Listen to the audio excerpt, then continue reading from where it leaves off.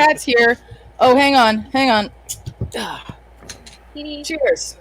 Cheers. Cheers. Clink. Virtual cheers.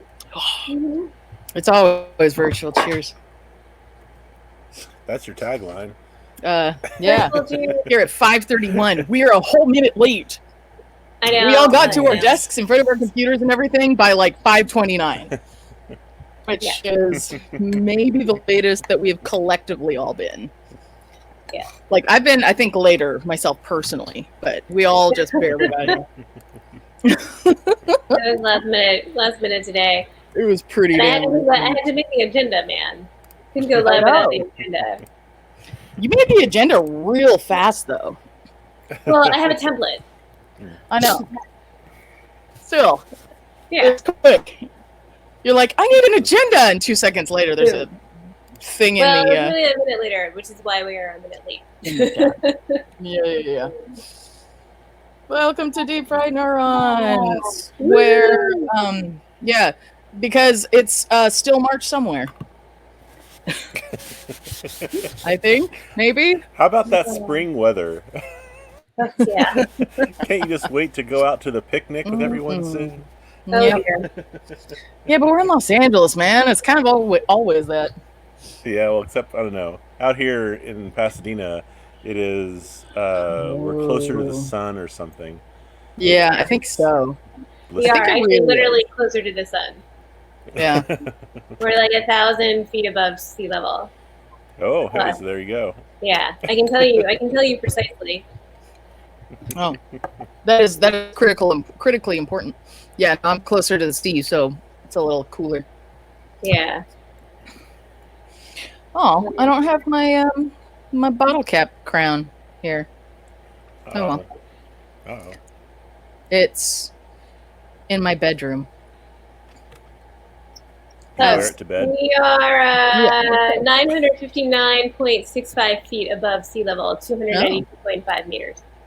That's a good estimate. Fancy. Yeah. I looked it up once. Oh yeah. Uh-oh. For gardening. Do I have it? But No, I do. How high is Culver City above sea level? I don't know. I didn't look up Culver City for gardening. Do I have to look that up for myself? Yeah, I can give you the link though, I think. Culver City sea level.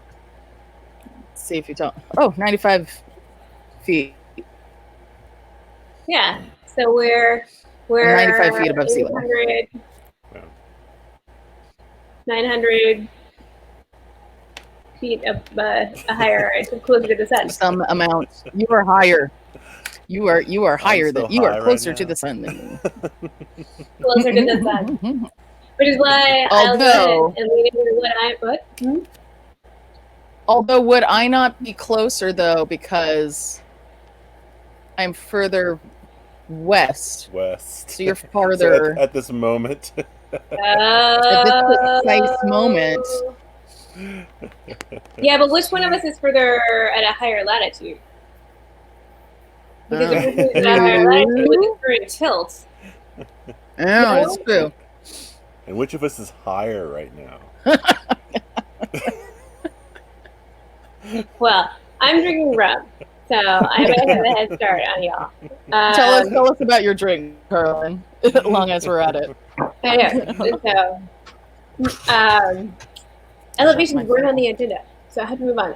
So I took frozen pineapple, mango, and banana that we had in our freezer, added some water, light rum, triple sec, cinnamon, nutmeg, and a pinch of salt.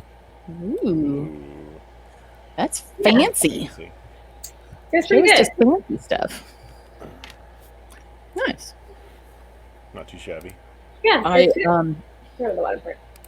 I put a lot of work into my drink as well. I washed it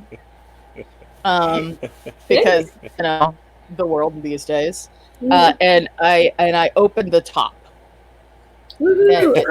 Same Polly girl. Same Polly girl. Which here's the thing, because like I told you, I need to like switch things up. I've been putting off getting St. Polly girl because I'd forgotten. Like I didn't remember last time I'd had it, and I forgot what it was really like. And I drank it, and I'm like, damn, this is actually, I'm how light and tasty this is. Yeah, thanks. It's light and tasty, and it's a German beer that they don't serve in Germany. Fair enough. They don't sell it in Germany. It's only in the U.S. I remember the commercials from when we were younger. They were kind of intense. I don't remember. I don't know what they were like. I'm sure they're on YouTube. I'm sure YouTube. if I What's YouTube? care that much. Yeah. I don't know what YouTube is. Who knows? You're Yeah. drinking something from a can, Todd. Yes, I put even less work into mine because I didn't even wash mine. It's a Golden Road Hefeweizen. Nice. There's the little local Italian mart down the street from us that sells the sandwich. That's like sort of famous. You mentioned that before. They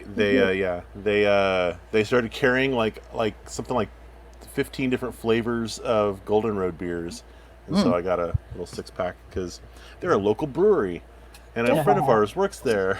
I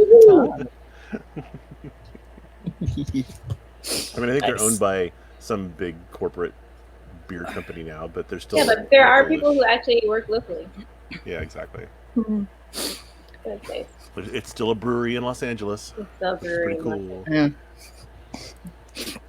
I think I'm gonna have to pretty soon start branching out into like actual German beers.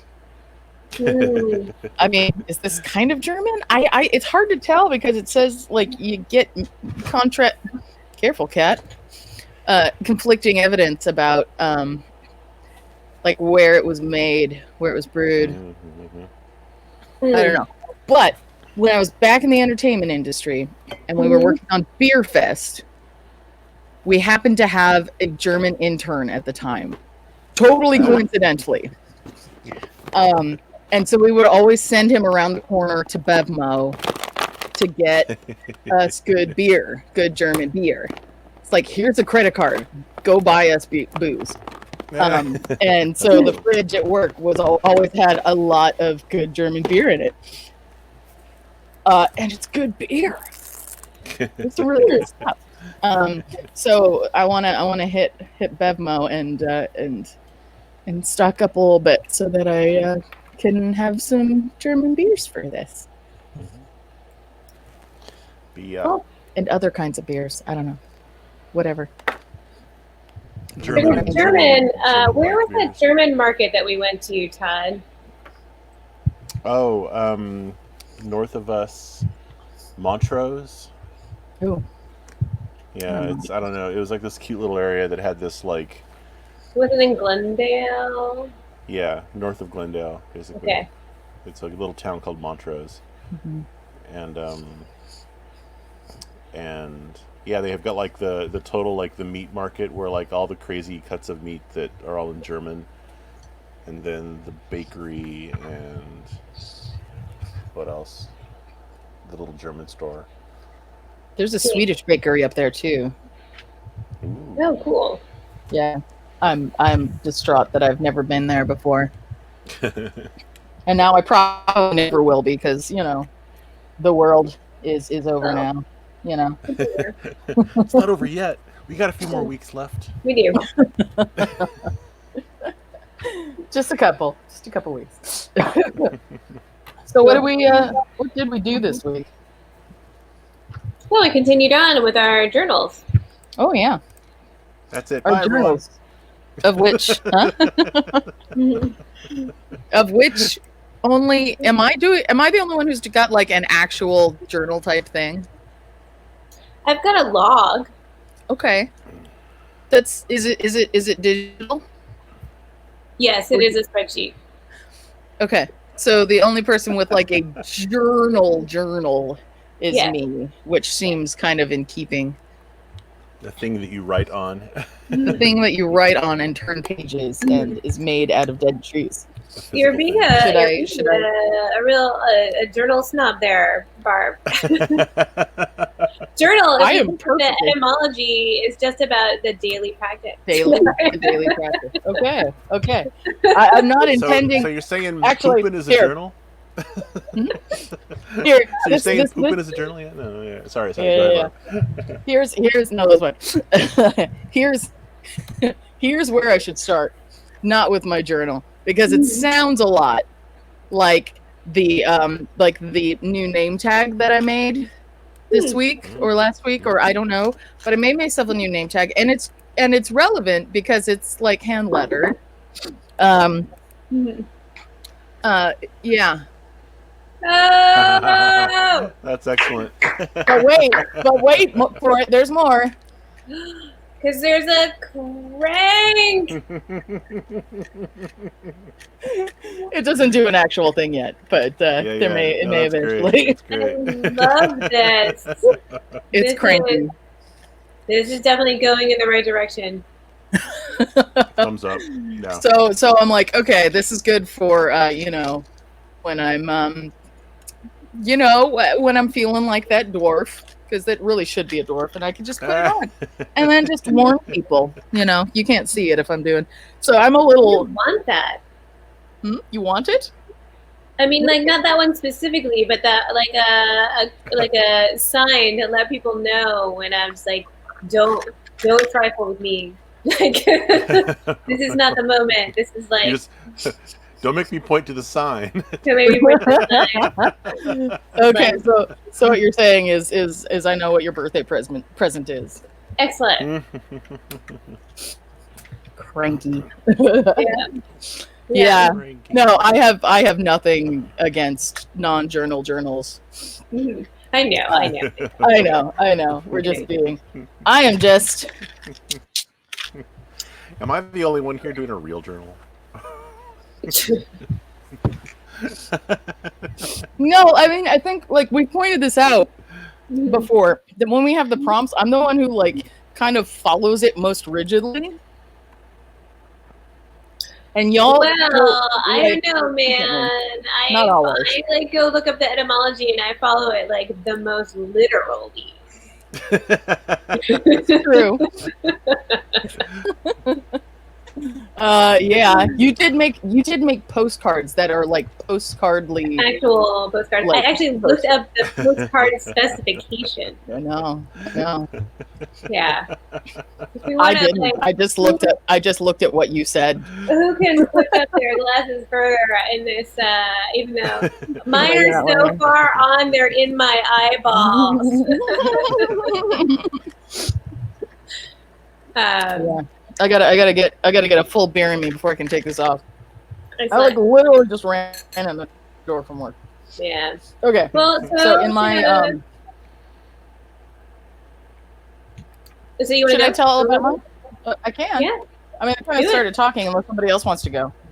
No, I don't know if I showed. I don't know if I showed this one. Did I show this one before? Yeah, let me go full. I think you showed it to us. I don't know if you showed it. I don't think I showed it to the world, to the interwebs. It's given a weird. So, yeah, she has some artifact. It's a compression artifact in it, but it makes it look even cooler. So this is like I've done this in paper or in pencil here first, and I think I showed it last week in pencil. But it's I went and I did the squigglies on the side so that it would look more like cardboard, which was my initial intention, and then did some of the because I like the weird going in strange directions and extending things a little bit beyond where they should be. I like making things weird like that. I did not do a caps version of that, but I do have numbers. Oh, nice. Yeah, and then there's this craziness. I love that. I don't know what I was thinking exactly. I was just looking at like weird squiggles and having lines not stop where they should, just kind of keep going a little bit. Who knows? I may go that direction a little further. Yeah, but then there's that, and I did do a lowercase. This will probably not become an actual computer font. This one might though. That's lovely. Yeah. I like this one. I kind of like all the ones that I've been doing so far. Oh, very nice. Yeah, this one's pretty fairly simple. I feel like what I'll probably do eventually when I like get these into compute. It's hard to do this because everything's backwards. When I get it into a computer is like some of like these open spots I'll fill in But then I'll have this open version as one potential type, potential font of a typeface. It's much easier to start with the outside and fill it in than vice versa. And I'm a big fan of like this weird square thingy, which is more weird decorative font. Definitely not a thing that's meant to be legible and readable. It's just fun. I'm like, okay, it's both fixed width and fixed height. Yeah, and there are no extenders. There's nothing above. There's nothing below. It's just a square, and you cut stuff out until you get the letter you want. That's cool. I like that. Including the Q, which usually has something sticking out, but it only goes in on this one. That's great. It's cool. It's fun. It's very legible as a Q. Yeah. And then I started this one today, but I haven't finished it. And I should I'll show it more later, but this is kind of based on a font called Open Dyslexic, which is a very cool free font that's out there that you can download, and it's intended to be easier for some folks who have dyslexia to read. And there are plugins in your browser that'll just put it on all of the pages. And so I took it and I kind of went like exaggerated it a little bit more. I'm not dyslexic, but I kind of like it, and I think it's neat. It looks like all the letters are wearing bell bottoms. It does, yes. And I'm a fan of bell bottoms. I like bootcut jeans and stuff. So it's kind of like, yeah, it's my jeans font. I went a little. The actual original open dyslexic is not quite as extreme bell bottoms as this. This one's very bell bottoms. And then yeah. Do you know what? Did it say much about what about the font made it easier? Not that I recall. Yeah, I don't recall there being anything specific. I do find it I find it very pleasant. I find it very readable. Yeah, I mean, you know, anybody can look it up. It's pretty neat. Cool. Yeah, I don't know. Just that some people find it easier. And then I think last week I showed the Fika thing. Yeah. And that one's more of a yeah, we talked about that. Oh my gosh. And then Todd found should we show this? You have to show it. It's so good. It was you, because me or Todd? You show it. Show it. Okay. Let me open it. Oh, come on. It's just in the chat right now. I want to. Ow. I was doing better, but not great. Here, wait. Open to. Here, I'm just going to show the second one because it's the. So to remind anybody, that is fika is a Swedish word for a special kind of like intensively relaxful and social coffee break. I don't think intense is the right word, but like, yeah. Intensely relaxing. That sounds right up my alley. It's like you have to relax. You can't not. Like, okay. You will relax. Pikachu. It's Pikachu. It's Pikachu. Pika. Oh my gosh. It's freaking hilarious. It was hilarious after the Swedish flag one, though. The two of them together are like really good. I know. He's like, what is this? I'm like, it's a Swedish chew? Yeah. Swedish chew. Pikachu. It was the problem is like all the entire time you were talking about fika, all I could hear was fika.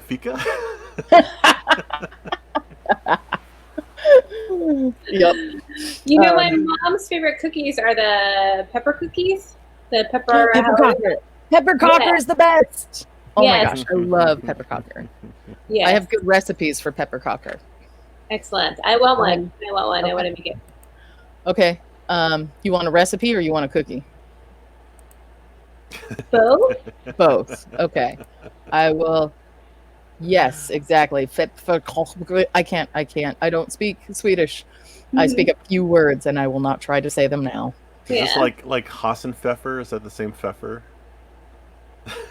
Don't know. What is Hassenpfeffer?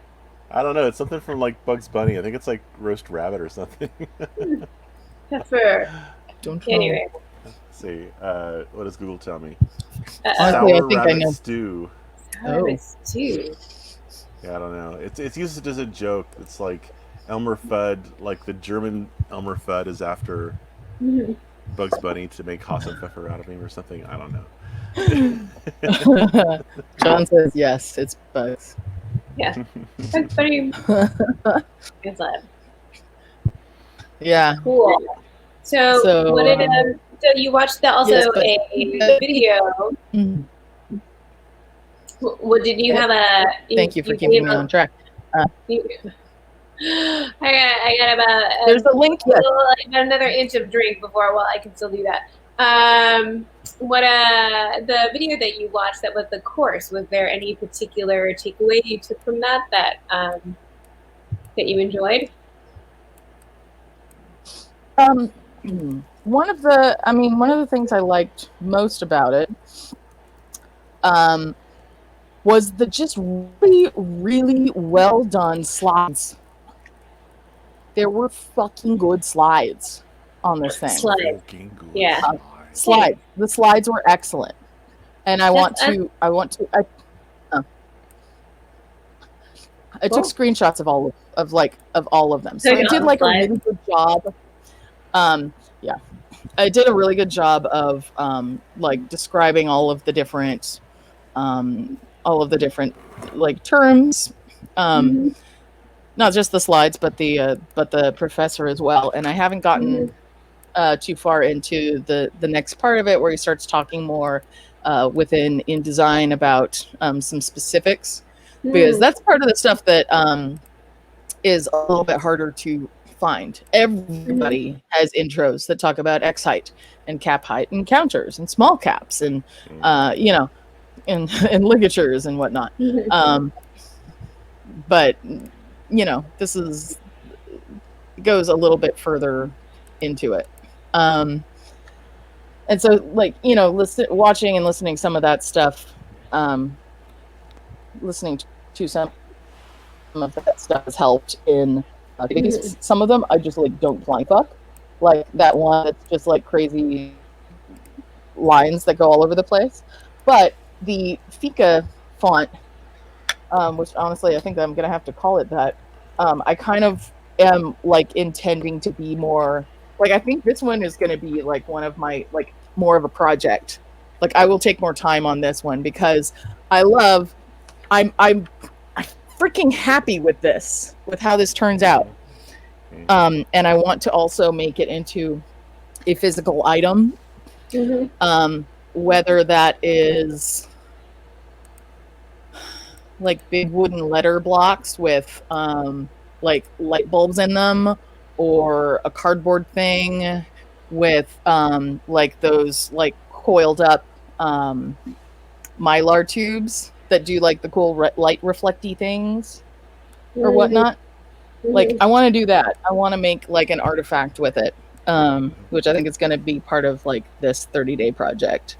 It's not just going to be straight up drawing 30 or not quite 30, but a bunch of typefaces. So yeah, I'm gonna spend more time on that one, I think. Cool. Yeah. Like it. That's my thing. Awesome. Who would like to go next? Or do you want to roll for it? Carlin? Me? Carlin? Me? I'm wearing my weird D20. Hey, roll it. If it's I guess that would involve you doing somersault. Huh? I'd have to take it off to like fully properly roll it, but you just do a somersault. Do a somersault? Oh yes, that's. Barb is the die. If she lands on her side, it's a 2. If she lands on her other side, it's a 4. I can. It's on. Okay, so it's hollow in the middle because I got this from Shapeways. Technically, my brother got it for me from Shapeways for Christmas. But and I put like a wire through it, and so you can spin it, and you can get like 4 different numbers. So it's also kind of a fidget spinner too. A little bit, yeah, a little bit. It's not quite as good. I could do better. I kind of want to make some hands that hold it from the side. Oh, Out of either clay or printed, or I don't know yet. We'll see. I think that would be fun. All right, so I'm gonna nominate me to go next because I'm feeling the rum. Okay. What's the matter, Carlin? Oh, don't shake me. So I am continuing on. I guess I can screen share.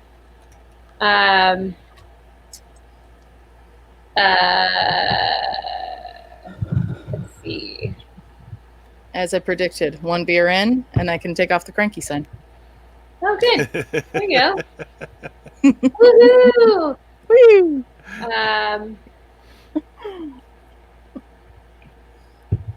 Share screen. Yes, share it. Sharing the screen. Here we go. All right. All right.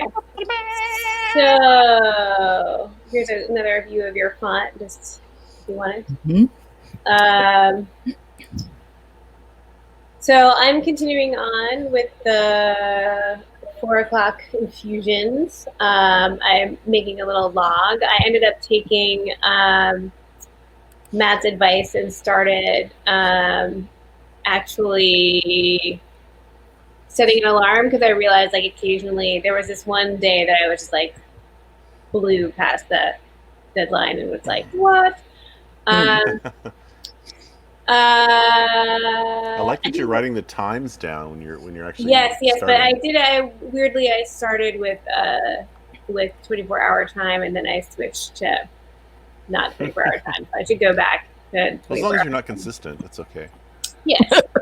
This is terrible data tracking. I haven't been super creative, in that like some days I do the same thing for the liquid, but I think that's okay. Part of why I'm like treating that as okay is because I have the knitting as my record, and so I really appreciate. Well, I guess these don't move.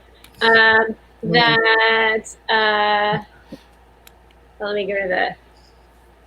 I love that. I like the pattern. I have to change the way I do these. You guys get to see the back end of Crash Days. Oops. Media. Uh-oh. Hacker. Yeah, I know, right? This one I redid it because you can see that I have been much more consistent in terms of like how much I got done, but like in the previous 4 years of owning this yarn versus what's happened since August 1st. So one of the nice things about doing the little inch of knitting every day is kind of a really great reminder that just like you can just doing a little bit a day actually get to some progress. That's kind of nice. I thought that was kind of nice. That's a great visual demonstration. It really is, yeah. Yeah, like having a daily habit like makes a big difference. Like what? So yeah. So I'm enjoying having the knitting. I also have been really enjoying Gastropod. I ran out of episodes. I had been going back and listening to some from 2016.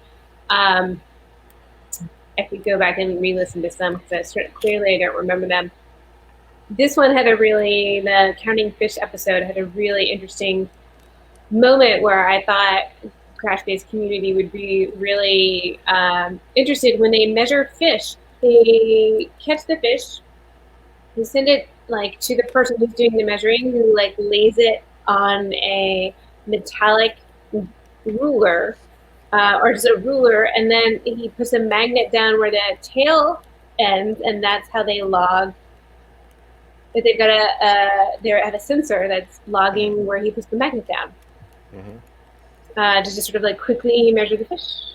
Wow, that's nice. It's like really cool, like field science made to measure tool that they have. And so that was really neat. Did you send that to the list yet? No, that didn't even occur to me.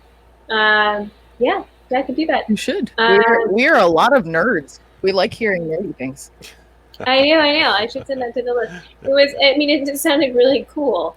And then, so I tried on the 2 new podcasts, Kitchen Sisters and Illusionist, which are both very good. Illusionist is particularly thematic because it's about etymologies. I like Illusionist. Yeah. So, do you listen to that already? A couple episodes, yeah. Yeah, nice. So far so good with that one as a possible one as well. Nice. Anyway, so one of the things, the nice thing about having made so much progress, it meant that I needed to join the next skein of yarn to the project. And I made a mess of it. I made a huge mess when I took the hank and I tried to transform it into a ball. I just made a huge tangle trying to do it like freehand with nothing. And so I started researching yarn swifts, which are really interesting, different ways of putting a hank of yarn, keeping it organized while you try to turn it into a bar. So they've got wooden ones that look like umbrellas. They're called umbrella swifts. They've got the Japanese Ferris wheel type. They've got the Amish tabletop type. There's another one. There's also a tabletop one that sort of does not. Another umbrella swift. This is sort of a metal umbrella swift. This is the one I came closest to getting. Cute. Why are these smell like called metal and swifts? plastic. The words in this are just kind of awesome. Cute hill, umbrella. Well, I mean, it's yarn. You got to be clean Hank. if you're gonna like sell it. Swift. Yeah. But as it turned out, I didn't need to get one because I could use 2 backs of the chairs that we have for our dining room table, and if you just move them apart, then you can create tension in your hang. So you made a swift? Well, it's not a swift. It was more like a slow. I don't know how Hank feels about that. Where is Hank in all this? No, a hank of yarn. A hank of It's yarn. not a swift, it's a slow. The nice Scottish fella, Hank of yarn. This is what a hank of yarn is. It's like, so when they sell like fancy yarn, they sell it in a hank. Hank. What's the difference between a ball, a hank, and a skein? All right. Here you go. Fascinating. There's also a cake, which they don't have in here, but a cake of yarn. A cake. I know. That doesn't sound good. Is that like the flat one? Yes, that's the flat. The really one. flat. Okay. I know About that. a sweater of yarn. A sweater of yarn would be a sweater. They have that. Yeah. I have a random tangle. Actually, this might be a kind of a cake.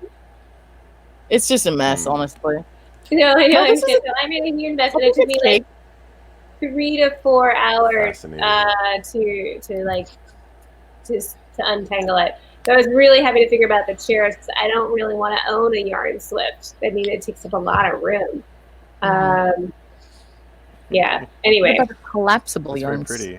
So that's why I almost got that metal one, was because it was a collapsible one, and it didn't seem to take up that much room, and it came with like a carrier, like a case for it. But it was still like, I don't really need another device right now. Cake, another great word in the yarn field. a cake of yarn. A cake of yarn. I mean, given everyone's talking about cake these days, maybe I should have made a cake. And so I had to add one ball of yarn to another, and it's called a join, and there are lots of ways to do a join. And because I'm working with wool, you have a lot of extra options to do with wool, partially because it felts together really well. So I went for a braided join, but I made a mistake. I braided too much of it. So I had ended up with 8 inches of braid. And what happens in the braided join is you have all these yarns are multiple plies. So there's for this particular yarn, there are 3 threads for the main thread. And so with a braided join, you sort of pull it apart, and then you pull both of them apart, and then you braid them together. And there's a link to a video on that. But the mistake I made is I ended up doing that for about 8 inches, and it made a really bulgy part of the yarn. And at 4 o'clock today, when I went to go do it, I actually tried. I got it wet earlier today to see if I could make it shrink, and it did work a lot. But I'm like, this is going to irritate me for the rest of my life. Anytime I see Todd wearing this scarf, it's going to irritate me. So I went back in, and I unwound the couple of rows that I had done already, the 2 sections I had done already, and redid the join with a shorter length, only about 2 or 3 inches instead of the whole 8. And I also clipped out a couple of the plies to it. So instead of having 6 plies total, I had 4 plies total. And then I rolled it on the couch to get it all napped together, and now you can't even find it in the new. I don't even know where it is. Oops. Hey, that's awesome. That's the goal. That's the Losing goal. shit is the goal. And so I don't even know where it is. Maybe it's here. Could be here. But yeah, it's gone. So that's much better now. So that's what I did. It's Nice. That's the deal. I like it. It's cool. It's nice that you're making some progress on this thing you're doing. Cool. Yeah. Sorry about that. I it's as though having a habit made a difference on things. Having a habit does make a difference. And that's actually, I think, particularly relevant to the theme of this, whatever this is. The whole idea of what gets you through anything is having the little habits that carry you through. It's true. How do you eat an elephant? 1 bite at a time. And so what's also very been good for me is that it's a very much a anchor point in the day. So I have what am I doing before? What do I have to get done before 4? What happens after 4? It's a nice pivot point that I never really had before. This is my day ender. So it's been really good. Nice. Todd? I like. Yes. Cool. So Yeah. I guess I'm gonna share my Dog play us screen. some sounds. Well, I Play some sounds. doing this over the stream is a little dicey, but I would like to show a little bit of my process. Okay. Just because it's a little bit overwrought, and it's sort of entertaining to me to show all the hoops I'm currently going through. So I'm going to share my screen. If I can. Entire screen share. Oh, I can't share my entire screen for some reason. Yeah. Sigh. Why can't I share my entire screen? Can you just share a window? No, because I want to show a bunch of maybe if I stop sharing, will that help? No, I don't think so. I don't know. Well, crap. That's unfortunate. I guess I won't show anything because. Oh. I'm not sure what the hell is going on here. Well, I'll okay. I'll just share. I'll just share multiple different Things. different things because for some reason I can do that. So to start, I set up my camera in front of my rack, and I plug in the audio interface into my Mac, and I start up Ableton, which this is Ableton, and so here this is actually my repository of all the different little sounds that I've made, and I record them here, and I listen to them, and if they're good enough, I move them over to here. But then uh, the video from I take video from the camera and the audio from the recording in live. I also have to export it in live, and then I have to sync them up manually. I've got an audio stream and a AV stream from the camera, but the audio and the camera is crap. It's just there for sync purposes. So I have to do something either visually or auditorily. It's a standard sync problem, right? I have to do something visually or auditorily that syncs up the two. And thankfully the one I just did from a few days ago, from earlier today, I've got this very loud drum sound, and I can sync it. And the hilarious thing here is that because this is a very deep analog synth bass sound, it actually vibrates the camera, and so I don't know if you can actually see it in this preview, but Is it shaking? It vibrates the camera image. Yeah, so let's see if I can. Can you go full screen with that? Yeah, I don't know how to make. Just go. Hit F. See if you can go full screen. Or not F, No, but F. like, look in one of the Windows things. You should be able to go full screen. I don't. No, I'm sure there is a way of doing this, but it's something I've never done. So Resolve is like deep and scary, but yeah,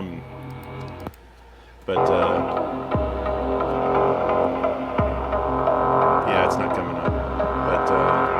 But if you watch the video. Yeah, but if you watch the video, and so the other hilarious thing is like so now I've got a video of the audio and the video synced together, and I can then export that to a MP4, which I then upload to YouTube, and then I take that movie file and stick it into Audacity, which then I can rip out the WAV file from it, so I can get the exact audio that was uploaded to YouTube as a WAV file that I can then upload to Bandcamp. And so the end result is that in So why can't you use your original audio in Bandcamp? Oh, because there's I'm out of sync now. I guess I'm out of sync now. Weird. Because there is dead space at the beginning and crap at the end of the audio that I want to trim. Got it. And I trim that in Resolve in the video editor because it's easier to do that while I'm doing the syncing. Got it. And yeah. Yeah, so in live I do so in live I do the normalization of the audio and maybe a little bit of like compression or noise reduction, and then save that out to a WAV file, import that into the video editor Resolve, sync, cut, sync, export that to YouTube, chop it up into Audacity, take the Audacity output, upload it to Bandcamp, and that's for one sound. Does your video editor not let you export just audio? Oh, I'm sure it does, but this is the thing. I know this much of DaVinci Resolve. I know, but you do that one thing and then you cut out a step from your process. No. And this is the thing is like this is the much more streamlined process than when we first started back at the beginning of August, where I was actually recording on a PC, and then I was having to do this whole dance of getting the file audio file from live on the PC through through the network to my Mac, and it was like another big hubbubaloo. And so, yeah. But the end result is that I'm going to share my screen one more time. Is that you can go to this YouTube playlist. And you can now. Okay, so this is the one I did just a little bit ago.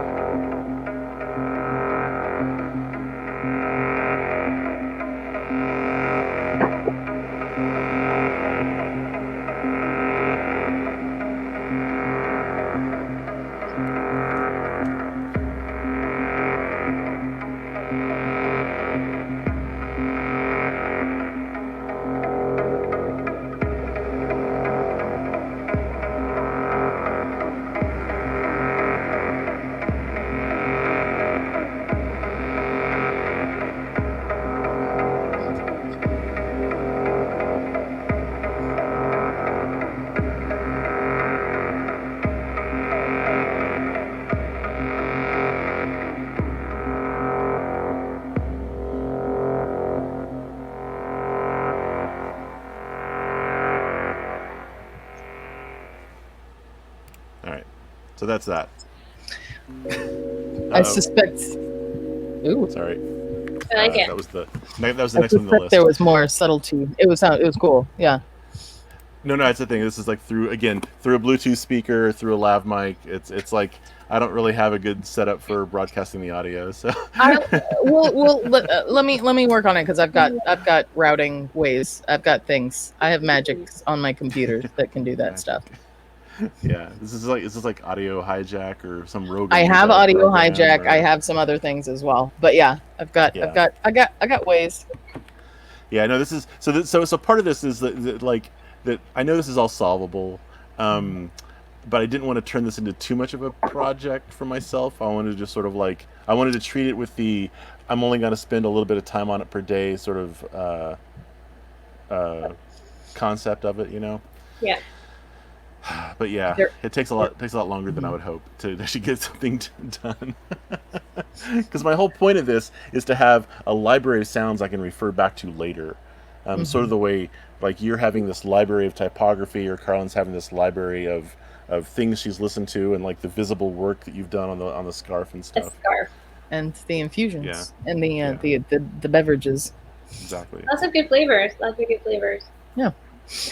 Actually, one other way we could do it is if we took the video file with the audio on it, we can upload that to, we use StreamYard for this. We can upload that as a video and just play it through here. Fascinating. That would be another way of doing it. Mm-hmm. Yeah. That would require planning, though.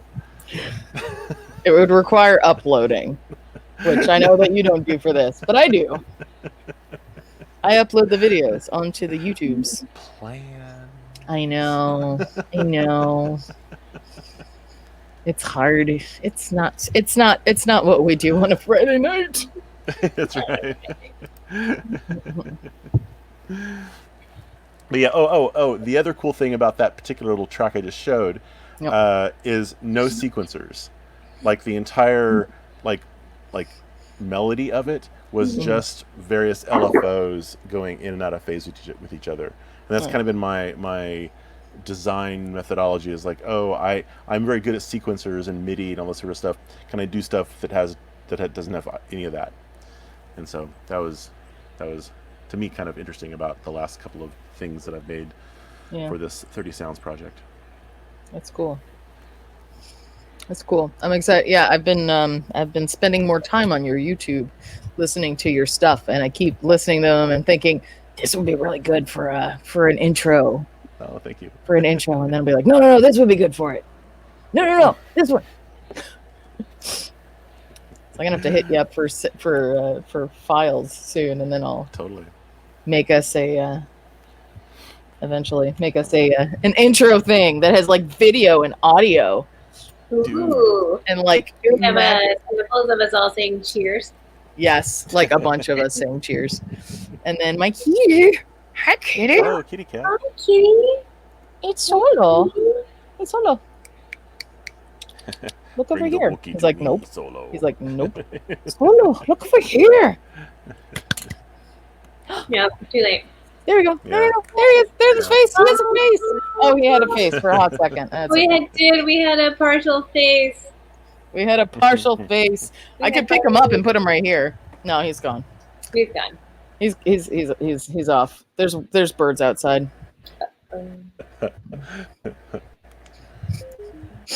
Cool. All right. So next week, more of the same. More refining our processes. I guess then New variations. refining our definitions. The way JP said, our weird workarounds define us. I think that's actually really nice. So like we're working on our personal definitions a little more. Yeah. More figuring out if we can actually fill an hour with talking about the same projects in a different way. Yeah, we did. I mean, I know we were a little bit surprised. We're like, wait, we're talking about kind of the same things, but we're going. We learn new things as we learn go. new things. You refine your processes. Yes. You go deeper. Cool. Excellent. All right. Well, I guess. Now I'm sarcastically cranky. Hmm. Now I'm this kind of cranky. Oh, that bird is close. Oh, he is excited. Okay. All right. See y'all next week. Yeah. Have a good one. Cheers. Woo! Cheers.